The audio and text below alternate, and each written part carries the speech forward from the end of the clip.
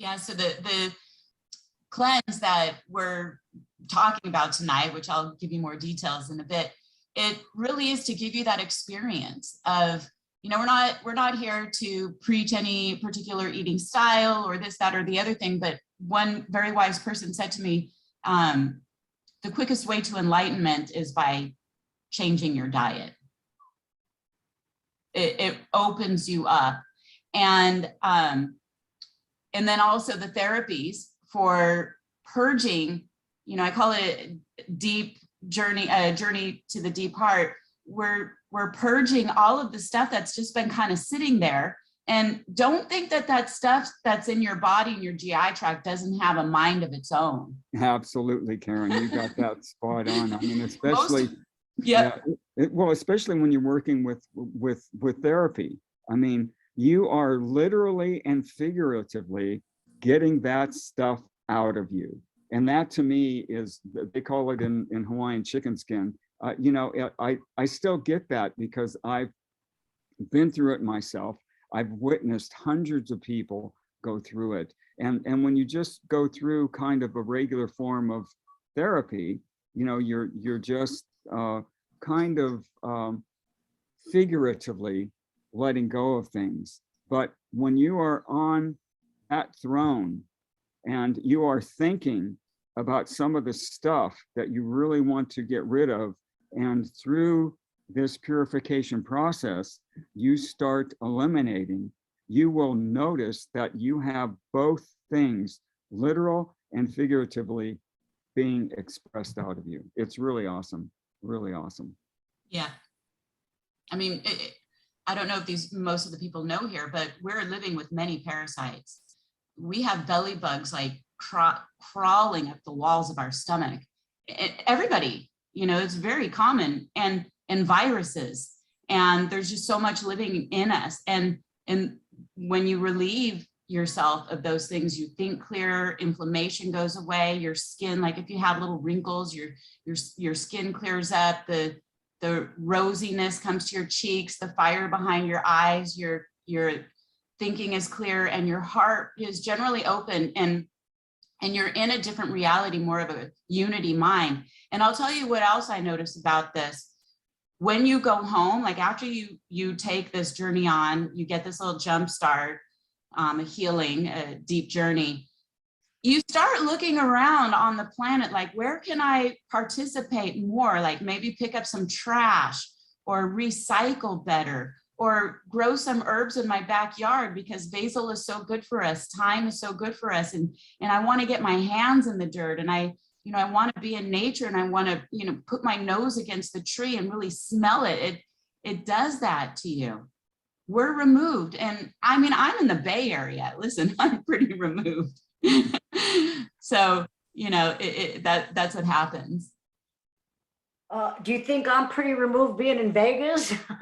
Yes. And, we work hard when we're in an awakened mind, which Maria, you are, I'm sure all of us are, because we're all awakened.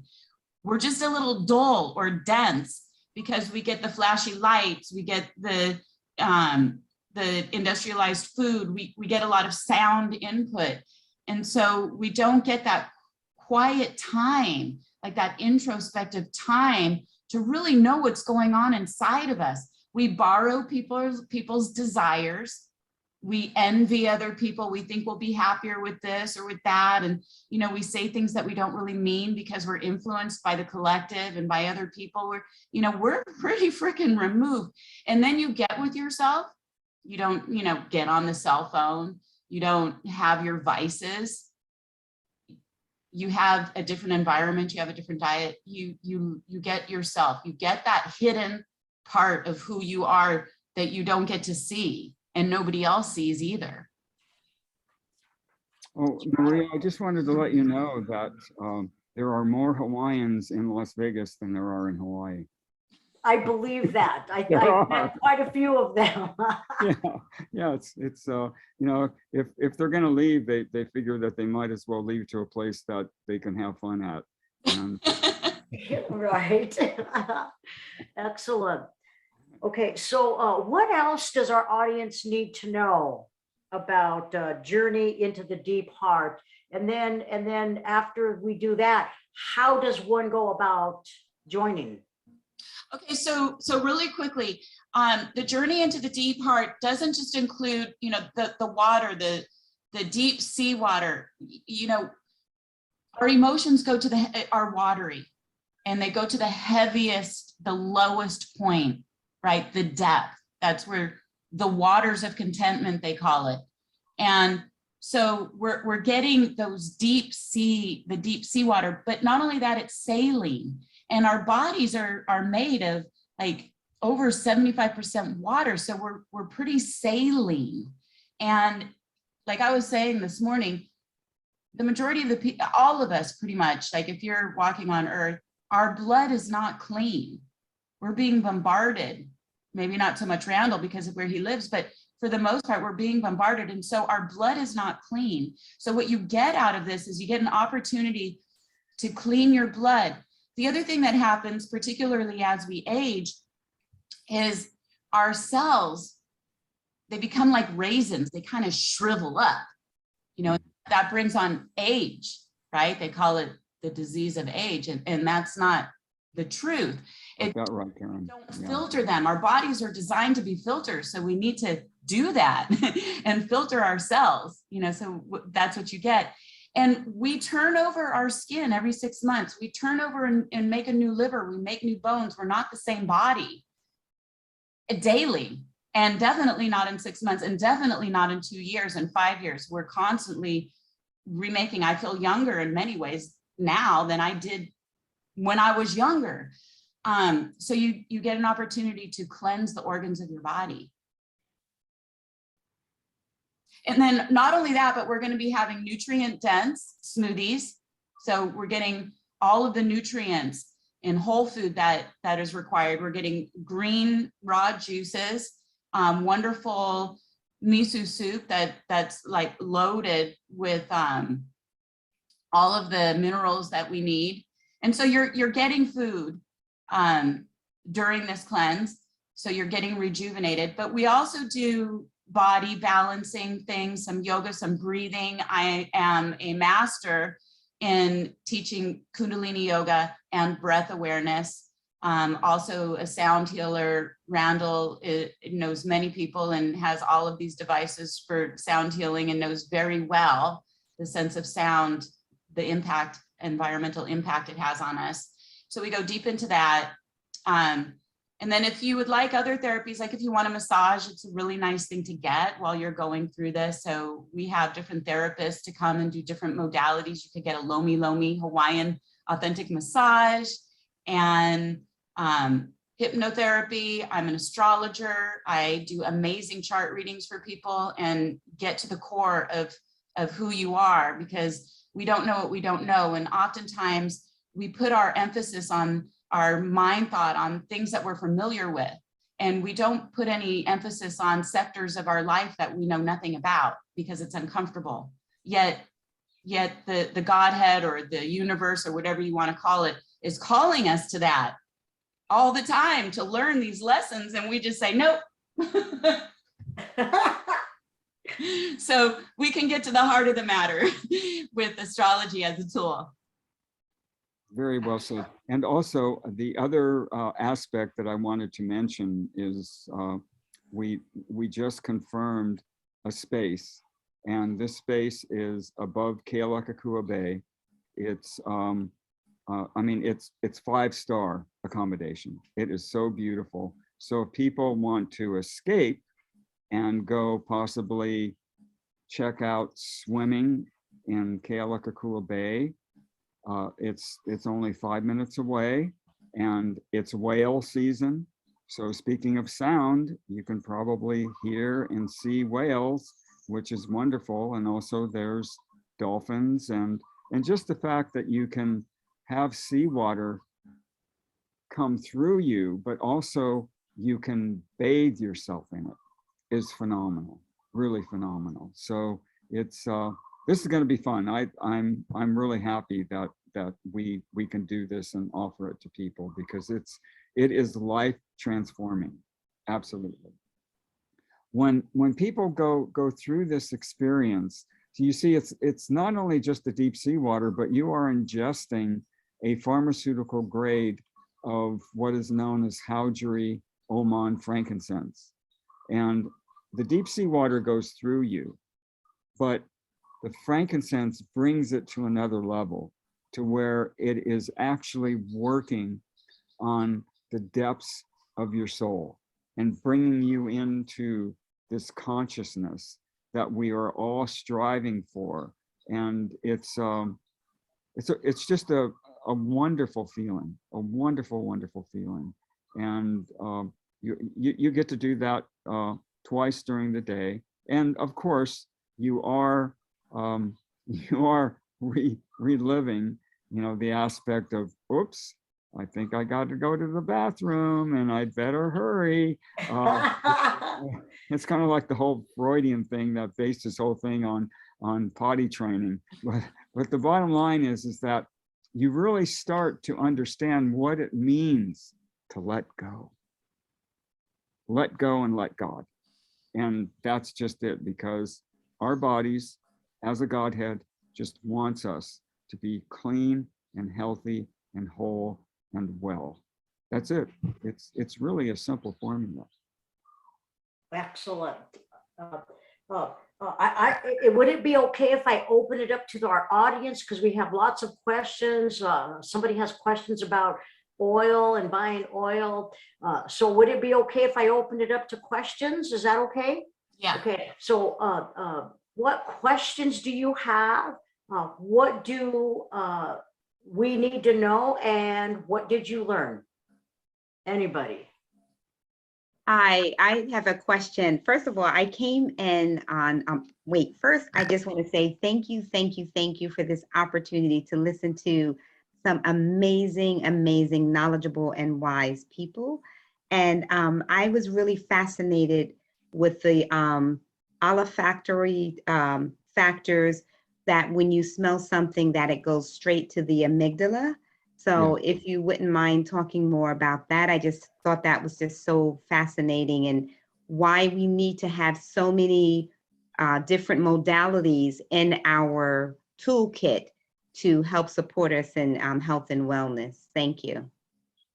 Sure, I'd be happy to address that. Well, first off, when we see something, hear something, taste something, and also, touch something, as I mentioned, it goes through various factors in the brain, and then it goes to that specific center.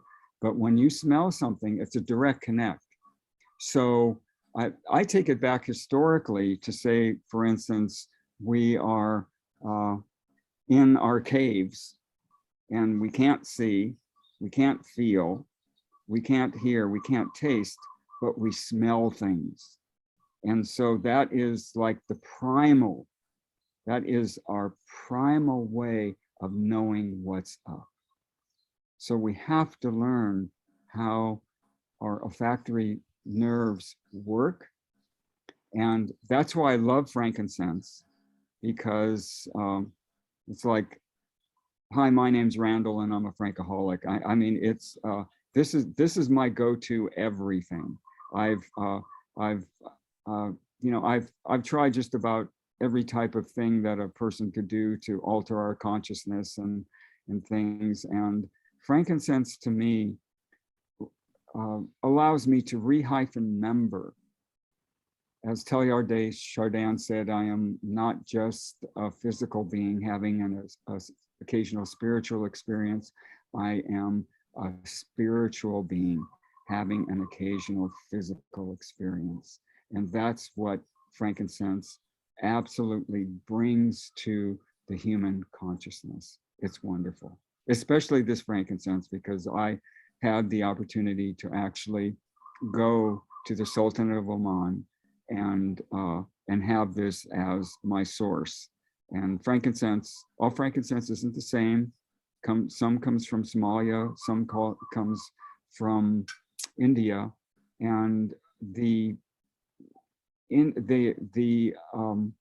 Oman frankincense originated the original frankincense trail. And that's what Marco Polo was on when he would come to the Arabs and he would do his trading.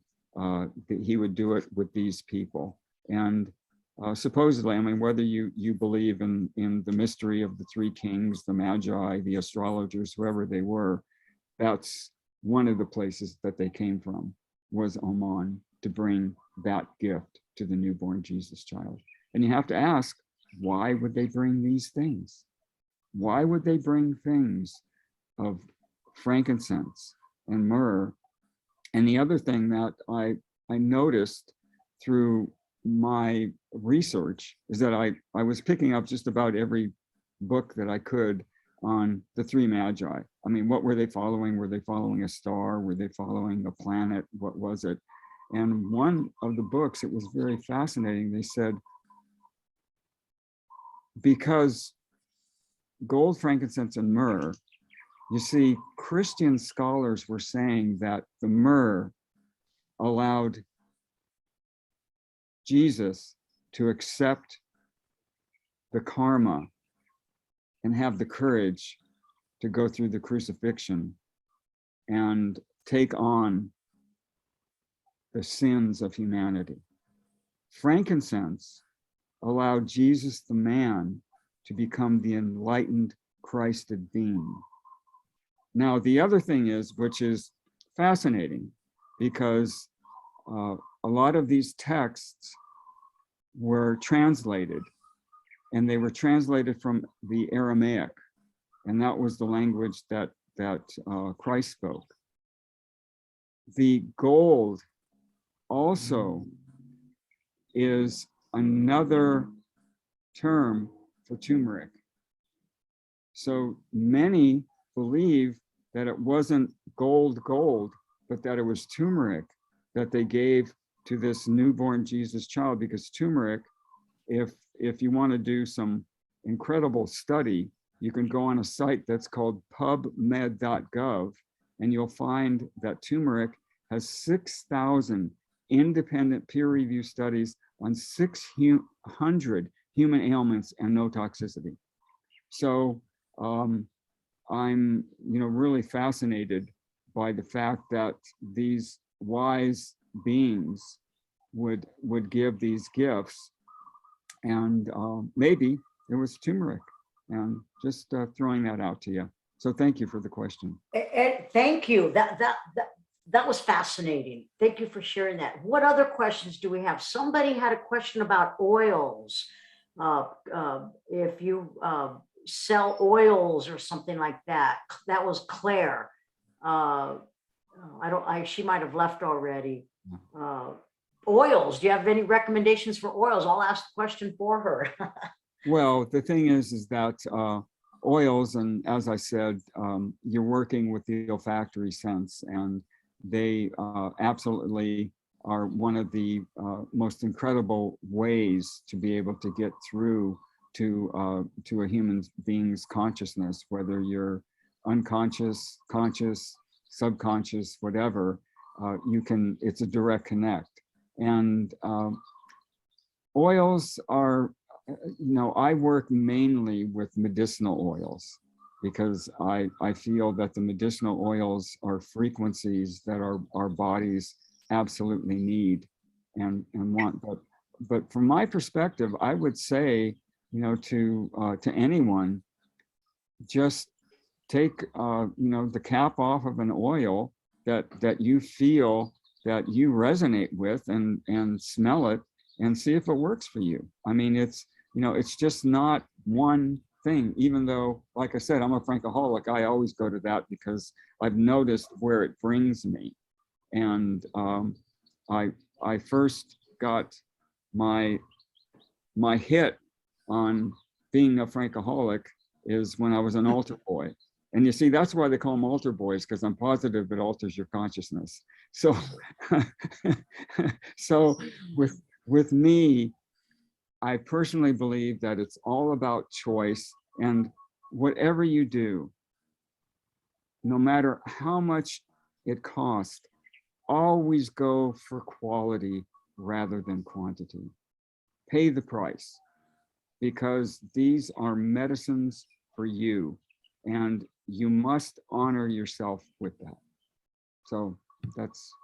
And you do distill, Randall. You have on your website the oils that you sell, correct? Yes, yes, I do. I do my own distillations, and also there are many ways of distillation. There's steam distillation, there's hydro distillation, there's supercritical CO2 extraction distillations, and each one is a specific for the the herbs and things that you use. But mine specifically is a hydro distillation, and I find it very, very effective, and it just is it's just wonderful to work with it. In fact, as soon as I'm done with this, I'm gonna go and finish up some distillations that I started. Excellent, excellent. Thank you for sharing. Oh, thanks for allowing me. Okay. And Coach Karen, what questions do you have for your brother? Well, it's just so wonderful just to sit back and listen to his wisdom. So I really don't have questions for Randyl. Besides, how you doing, which I know he's doing great because he said it, he's over there in Hawaii.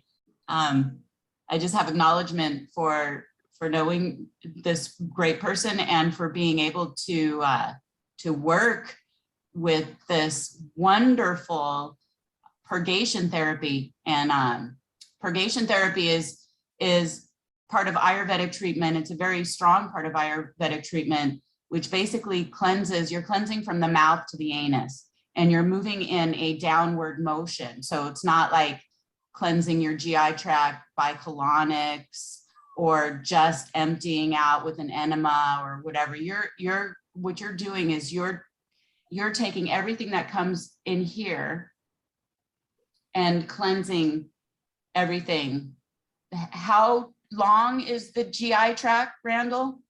It's over 30 feet long. It's a long way. Yeah. There's a lot that can get stuck in there. Well, and a lot does get stuck, and that's the thing, is that I'm very conscious of diet and nutrition. I've been following a vegan plant-based diet forever, and I have friends come over, and they'll I'll treat them to a vegan lunch or dinner, and I have a young man who came in, and he's been around for a few days.